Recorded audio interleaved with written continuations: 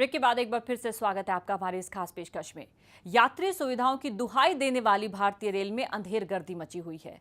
खाने की प्लेट में मरा हुआ कॉकरोच परोस देते हैं और शिकायत करो तो धमकाते हैं।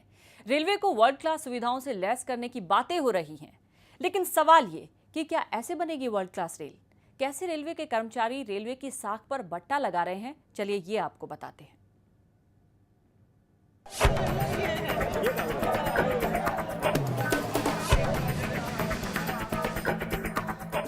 दाल चावल में मरा हुआ ये कॉकरोच चीख चीख कर आईआरसीटीसी की लापरवाही की दास्तां सुना रहा है। ये कॉकरोच यात्री सुविधाओं के मुंह पर तमाचा है। रेलवे के खाने पर भरोसे का कत्ल है। बाबा धाम से लौट रहे इन लोगों को ये अंदाजा नहीं रहा होगा कि राजधानी एक्सप्रेस का खाना ऐसा हो सकता है। आधी रात में भूख से बेचैन जब इस यात्री ने खाने के पैकेट खोले तो दिमाग घूम गया। तमतमाए यात्री ने इसकी शिकायत की तो जवाब मिला, खाना है खाओ वरना निकल जाओ, जो चाहे कर लो, हम शिकायत नहीं लिखेंगे। गुस्सा लाजमी था। हंगामा होता रहा। 1 घंटे ट्रेन स्टेशन पर खड़ी रही।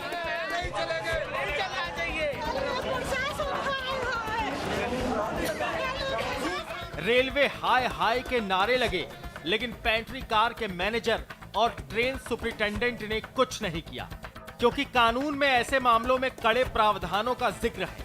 क्या कहता है कानून, चलिए बताते हैं आपको। घटिया खाना मिलने पर इसकी शिकायत आप कर सकते हैं। पेंट्री कार मैनेजर या ट्रेन सुपरिटेंडेंट से इसकी शिकायत करें। रेलवे की वेबसाइट या फिर टोल फ्री नंबर पर भी इसकी शिकायत की जा सकती है।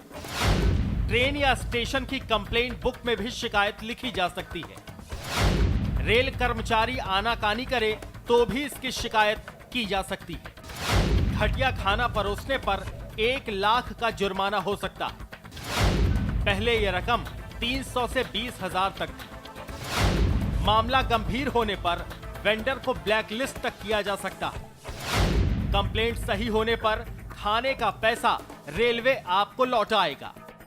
इस तरह के मामलों की शिकायत 1 हफ्ते के भीतर हो जानी चाहिए। यही नहीं, 1 सितंबर से इस तरह की शिकायतों के निपटारों का विशेष ध्यान दिया जाएगा। लेकिन सवाल यह है कि इतने कड़े कानूनों के बावजूद लापरवाही और मनमानी जारी है। इस मामले में भी घटिया खाना परोसने पर शिकायत नहीं लिखी गई। सीसीएम ने भी कुछ नहीं किया। सवाल यह है कि इतने कड़े कानून के बावजूद ना तो रेलवे में खाने की सर्विस में सुधार हो रहा है और ना ही किसी सजा का डर है। लिहाजा स्टाफ पर मॉनिटरिंग की व्यवस्था करना अब जरूरी हो चला है, क्योंकि रेलवे के अच्छे दिन तभी आ सकते हैं जब रेल सुधरे। Sudhanshu Shekhar Pandey, news express, Chandauli. और हमारे साथ दोनों मेहमान लगातार बने हुए हैं, सिद्दीकी जी भी और साथ ही समीर जी भी। सिद्दीकी जी, अब सवाल मेरा आपसे है कि जब शिकायत करने का प्रावधान है और उसके बाद एक्शन लिए जाने का भी, फिर भी ये किस तरह का रवैया एक अधिकारी का कि ये कहा जाए, धमकाया जाए कि कुछ भी करना है कर लीजिए, हम शिकायत नहीं लिखेंगे। ये दबंगों वाला रवैया क्यों? वो ऐसी प्रवृत्ति है कि शिकायत जनरली लोग लिखते नहीं हैं। वो रेलवे नहीं, पुलिस में भी बहुत ज़्यादा है, तो इसके बारे में कुछ कह नहीं सकते हैं। जब भी ऊपर के अफसरों को एक नोटिस में लाया जाता है तो वो सख्त से सख्त कार्रवाई करते हैं और उनका निलंबित कर दिया जाता है ऐसे कर्मचारियों को, और कभी कभी बर्खास्त भी कर देते हैं।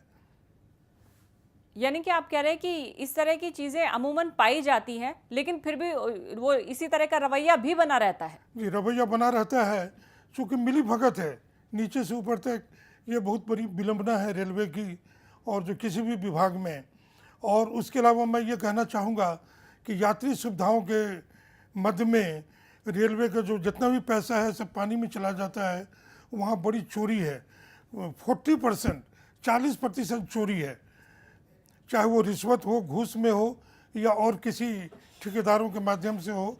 लेकिन मिली भगत से, जिससे पैसेंजर को हर साल रेलवे मंत्रालय के प्रयास के बावजूद, भारत सरकार के प्रयास के बावजूद उल्लेखनीय सुधार नहीं हो पाता है।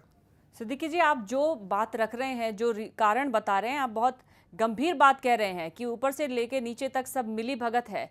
अगर इस तरह की बात है तो इसका मतलब सीधे सीधे यात्रियों को ठगे जा रहा है और बेहद गंभीर विषय को आपने उठाया उसका है। एक उपाय है जो कोई सरकार नहीं कर पा रही है, वो धारा 311 संविधान का, जिसमें हायर एंड फायर जैसे प्राइवेट सेक्टर में है, उस तरह से भारत सरकार और राज्य सरकारों के कर्मचारियों के लिए कर दिया जाए कि अगर आप काम नहीं ठीक से करोगे तो आप नौकरी में नहीं बने रहोगे, तभी ये मामला सुधर सकता है।